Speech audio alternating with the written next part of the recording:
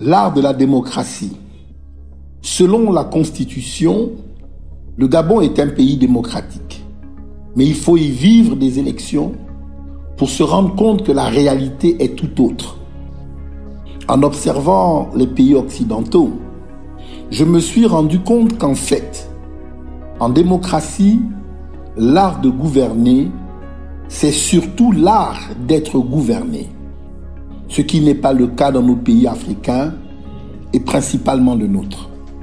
Je n'ai plus besoin de le rappeler, mais entre le cauchemar de l'impuissance du peuple et le spectre de l'autoritarisme qui plane quotidiennement sur la sphère politique gabonaise, comment parler de la souveraineté du peuple? Avouons-le nous, cela fait belle lurette que nous sommes en plein déclin démocratique.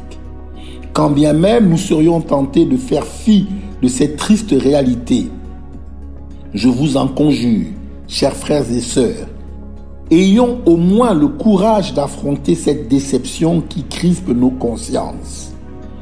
Puisque la démocratie dans notre cher pays souffre, surtout d'être exercée par un système focalisé sur la politique du ventre plein, au détriment d'une majorité agonisante.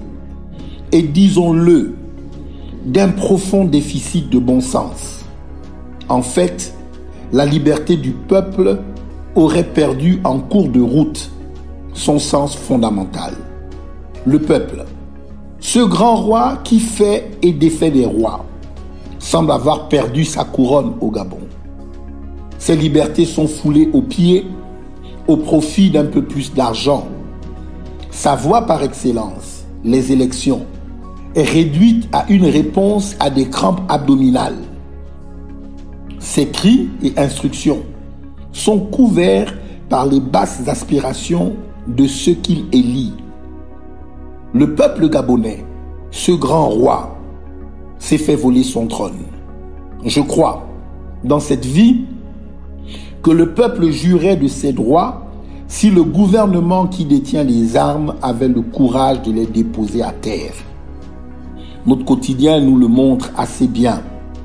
Un père qui prend soin de ses enfants et qui n'abuse pas de son autorité pour les assujettir chaque jour, mérite sans forcer, obtient sans forcer leur respect.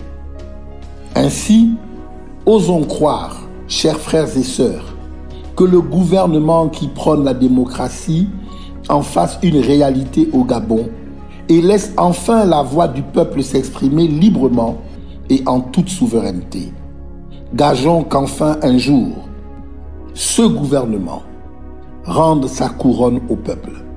Je suis Mike Joktan, j'ai un nouveau regard sur le Gabon. Que Dieu bénisse le Gabon.